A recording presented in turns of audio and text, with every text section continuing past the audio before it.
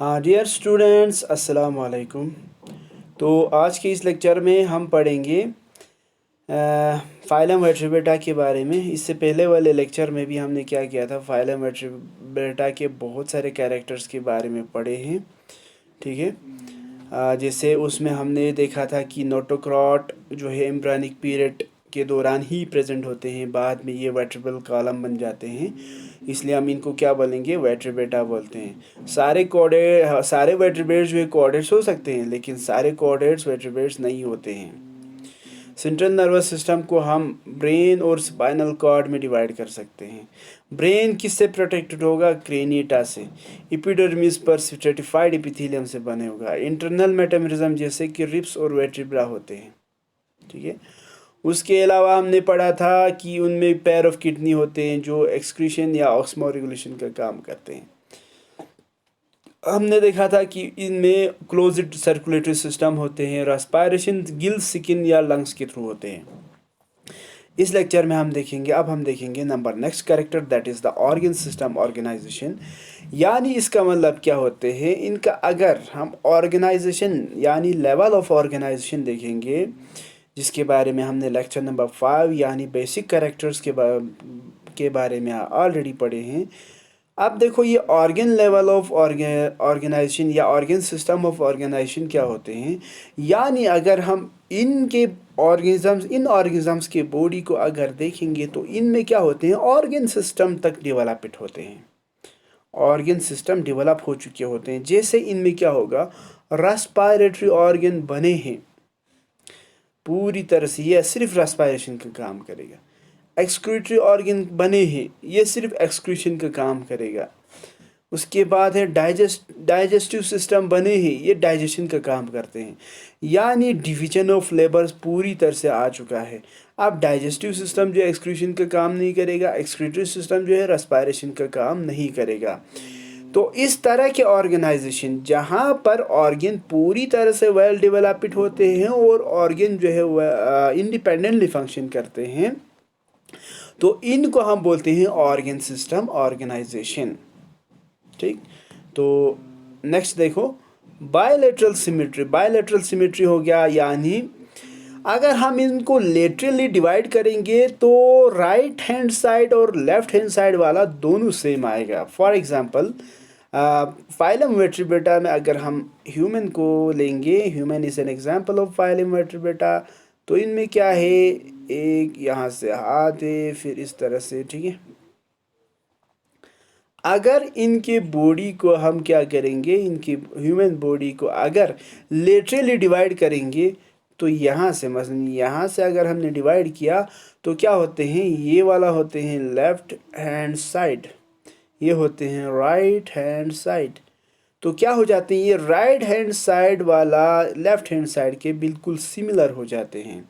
हर वो सिमेट्री जिसमें right hand side और लेफ्ट हैंड साइड जो है अगर सिमेट्री में आएगी, सेम सिमिलर हो जाए, तो उनको हम बोलते हैं बायलैटरल सिमेट्री।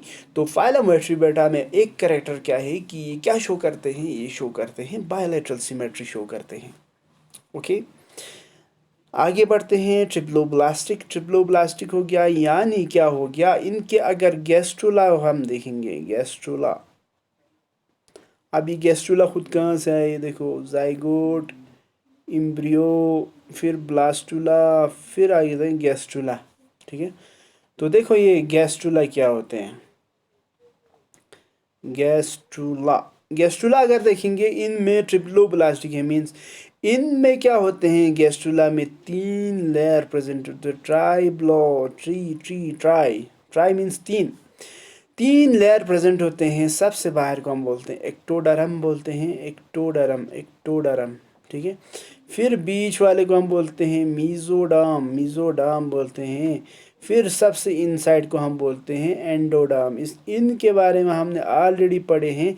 ट्रिप्लोब्लास्टिक यानी वो ऑर्गेनिजम्स जिनका गैस्ट्रुला 3 लेयर शो करते हैं, उनको हम बोलते हैं ट्रिप्लोब्लास्टिक। तो फाइलम वर्टेब्रेटा में जितने भी एनिमल्स आते हैं उनमें गैस्ट्रुला लेवल अगर देखेंगे तो उनमें 3 लेयर प्रेजेंट होगा, एक एक्टोडर्म, दूसरा एंडोडर्म, तीसरा मीजोडर्म, यानी 3। ठीक है। एंडोस्केलेटन ऑफ कार्टिलेज और बोन्स। एंडोस्केलेटन यानी स्केलेटन क्या होते हैं? स्केलेटन खुद होते हैं यानी कोई भी हार्ड चीज़, हार्ड एक सख्त चीज़ जिससे हमें क्या मिले? सपोर्ट मिले, जिससे हमें शेप मिले, SHAP शेप, जिससे हमें प्रोटेक्शन मिले। कोई सख्त चीज़ जिससे हमें सपोर्ट, शेप और प्रोटेक्शन मिले उसको हम बोलते हैं स्केलेटन। अब यहाँ पर लिखा है एंडोस्केलेटन। अगर यही सख्त चीज़ बॉडी के इनसाइड प्रेजेंट होगा तो एंडो, आउटसाइड होगा तो एक्सो। ठीक है, यहाँ पर लिखा है एंडोस्केलेटन यानी वो सख्त चीज़ जो हमें शेप देते हैं, सपोर्ट देते हैं या प्रोटेक्शन देते हैं, इन तीनों में से कोई ना कोई देगा, तो इसको हम बोलते हैं स्केलेटन। लेकिन ये स्केलेटन कहाँ पर प्रेजेंट है? बॉडी के इनसाइड प्रेजेंट है। तो फाइलम वर्टेब्रेटा में क्या होगा? स्केलेटन जो है बॉडी के इनसाइड प्रेजेंट होगा। जो स्केलेटन बॉडी के इनसाइड प्रेजेंट होगा वो किसके बने होंगे? या तो कार्टिलेज के बने होते हैं या तो हम किसके बने होते हैं? बोन्स के बने होते हैं। ठीक है, तो कार्टिलेज थोड़ा सा सॉफ्ट होगा, फ्लेक्सिबल होगा। बोन जो है हार्ड होते हैं, बिल्कुल स्ट्रांग होते हैं एज कम्पेयर टू कार्टिलेज। ठीक है, तो एंडोस्केलेटन किसका होगा फाइलम वर्टेब्रेटा में? या तो कार्टिलेज का या तो बोन्स का होगा। अब नंबर नेक्स्ट देखो, एक्सोस्केलेटन। एक्सोस्केलेटन, एंडो का मतलब था, इससे पहले हमने जो पढ़ा था एंडो, एंडो का मतलब इनसाइड, एक्सो मीन्स आउटसाइड। ठीक है, यानी स्केलेटन प्रेजेंट है लेकिन बॉडी के आउटसाइड ये प्रेजेंट होते हैं। जैसे कि वर्टेब्रेटा में क्या होगा? फाइलम वर्टेब्रेटा के एनिमल्स में हेयर, किसी में हेयर्स होगा, किसी में स्केल्स होगा, किसी में फेदर्स होगा। ये सारा क्या करते हैं? शेप, सपोर्ट और प्रोटेक्शन देते हैं हीट से, टेम्परेचर से, वगैरह वगैरह।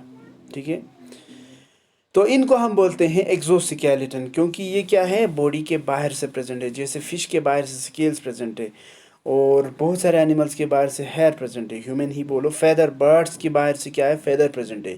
ये तीनों क्या है? एक्सोस्केलेटन है। और एक्सोस्केलेटन अगर इनमें होगा तो ये सारे, अगर ऐसे एक्सोस्केलेटन होगा तो इनको भी हम फाइलम वर्टेब्रेटा में रखेंगे। ठीक है, generally they have two pairs of है, इफ नहीं है, ऑफ लेटरल अपेंडेजेस। इनके पास आमतौर पर दो लेटरल अपेंडेजेस होते हैं, या तो ये फिन्स में होते हैं या तो ये लिम्स में होते हैं। अगर ये फिशेस पाइसिस होगा तो इनमें फिन्स होगा, अगर ये पाइसिस नहीं होगा, टेट्रापोडा होगा, मैमेलिया होगा, रेप्टिलिया होगा, तो इनमें क्या होगा? लिम्स होगा। ठीक है, तो अपेंडेजेस जो है आमतौर पर दो पैर में होते हैं। और ये जो दो पैर है लाइक फिन्स, जैसे कि फिन्स होगा या तो लिम्स के शेप में होगा। ठीक, Vertebrata is divided into two sub division. Phylum Vertebrata को हम दो भागों में डिवाइड कर सकते हैं on the basis of jaws, jaws के बेस पर। एक को हम बोलेंगे एग्नेथोस्टोमेटा, दूसरे को हम बोलेंगे ग्नेथोस्टोमेटा। याद रखने वाली बात यहाँ पर क्या है कि इस फाइलम को हम और सब ग्रुप बनाएंगे, यानी वर्टेब्रेटा को और दो ग्रुप होगा। एक को हम बोलेंगे एग्नेथोस्टोमेटा, दूसरे को हम बोलेंगे ग्नेथोस्टोमेटा। जॉ के बेस पर, जॉ होते हैं ना, माउथ में जो जॉ प्रेजेंट होते हैं, उस जॉ के बेस पर हम दो तरह का ग्रुप बनाते हैं। एक एग्नेथोस्टोमेटा जिसमें जॉ बिल्कुल नहीं हो, दूसरा क्या है? जिसमें जॉ हो। जॉ अगर प्रेजेंट है तो उसको हम ग्नेथोस्टोमेटा, जॉ अगर नहीं है तो एग्नेथोस्टोमेटा। ठीक है, इनके बारे में हम आने वाले लेक्चर्स में डिटेल में पढ़ेंगे। इतना याद रखो, Vertebrata is divided two sub divisions based on the jaws. Jaws के बेस पर एक एग्नेथोस्टोमेटा है, दूसरा क्या है? ग्नेथोस्टोमेटा है। ओके, अब देखो एग्नेथोस्टोमेटा क्या है। एग्नेथोस्टोमेटा